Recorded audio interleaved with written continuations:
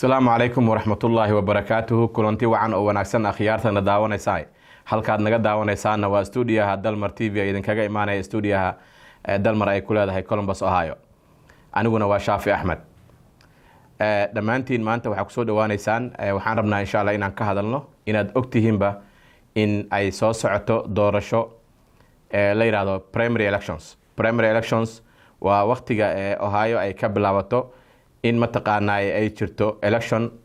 oo uu xaafadaha laga soo doorto xaafadka laga soo doorto xildhibaanka xaafadda iyo dad badan oo fara badan kale la doorta. saad ogtihiin Soomaalida khaasatan dadkeena reer Columbus badi markaan fiirino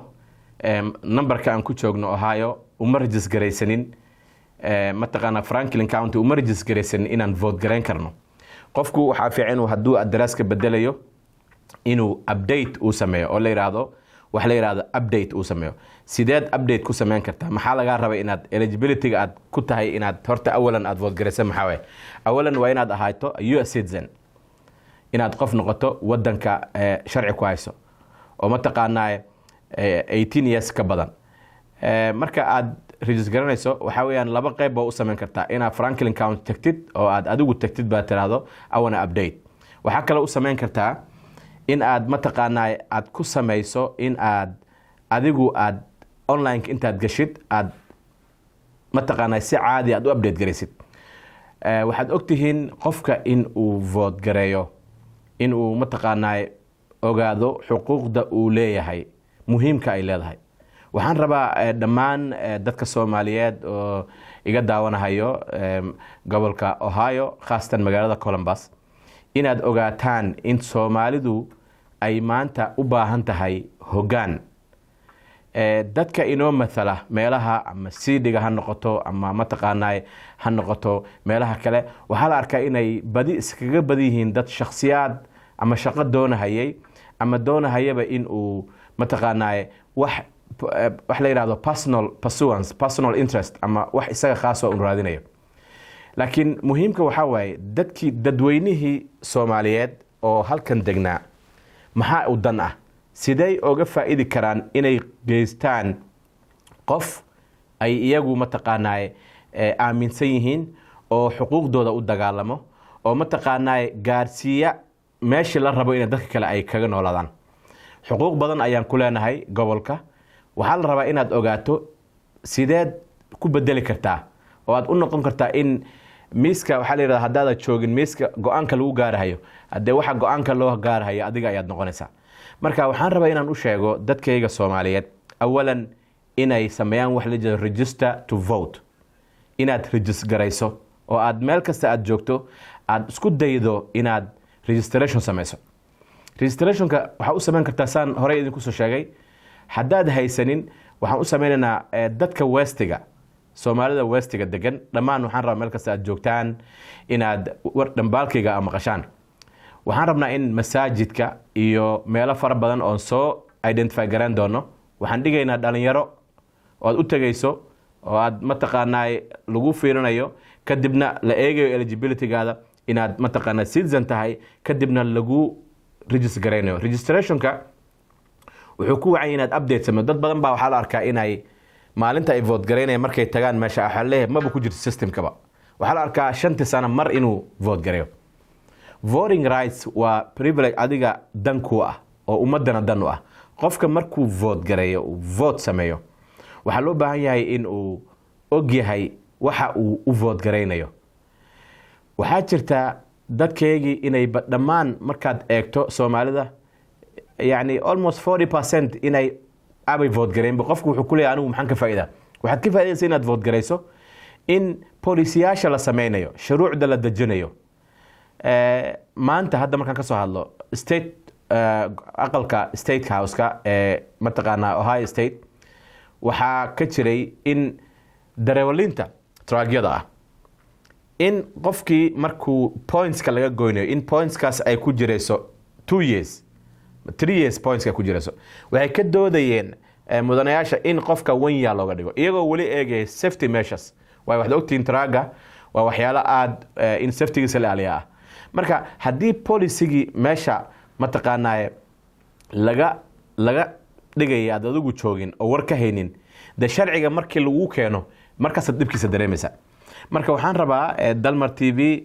insha Allah in aan soo saarno ilaa usbuucan wixii ka bilaabato sabti axada inaan khuburo aan keen doono stationkeena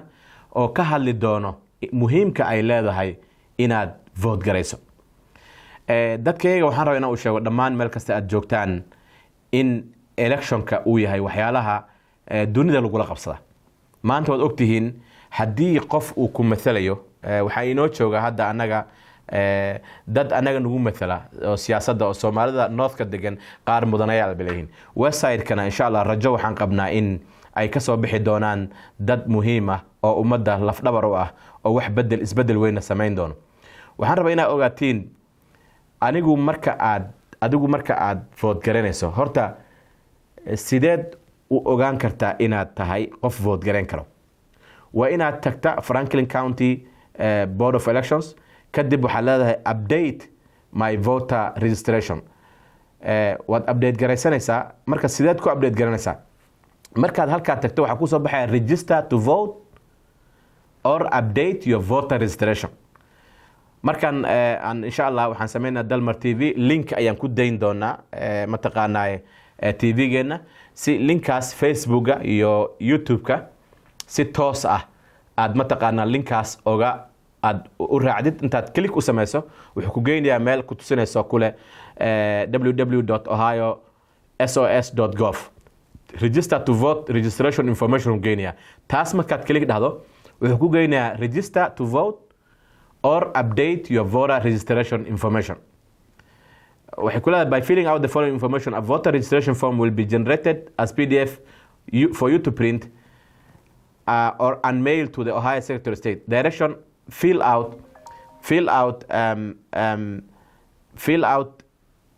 the following information press printer marka straight ku soo baxaya type of registration as an Ohio voter registration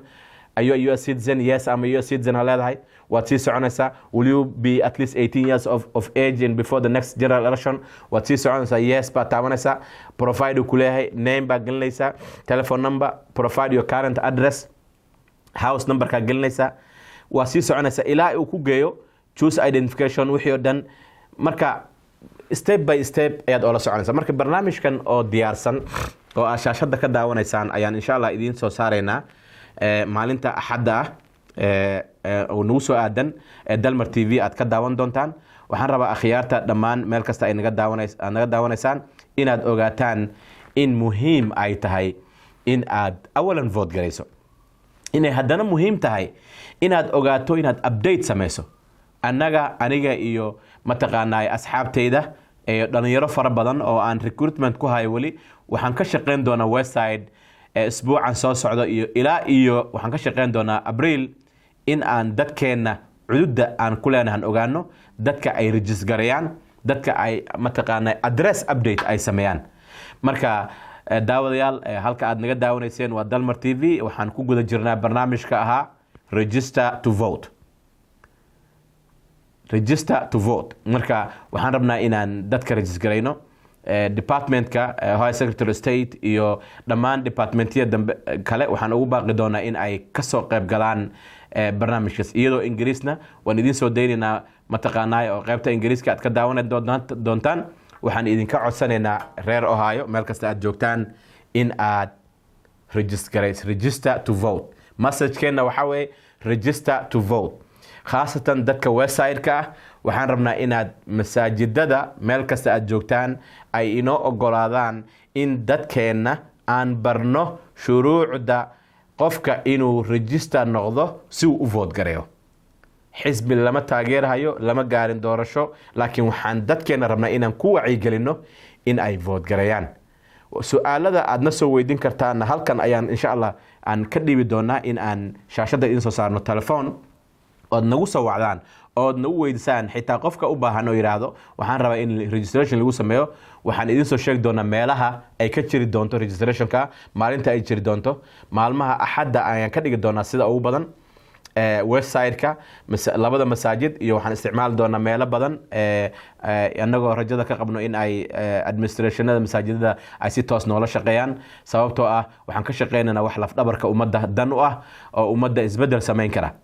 Dalmar TV waxaan rabnaa inay ka shaqeyso in informationada sida lagu vote gareeyo aan ka shaqeyno. Waa tool aad isticmaali kartaan anytime aad soo wici kartaan. dhammaan daawadayaashana daawanahaya halka aad naga daawanaysaan waa Dalmar TV. waxaan idin leenahay kulanti dambe. Assalaamu calaykum waraxmatullaahi wabarakaatuh.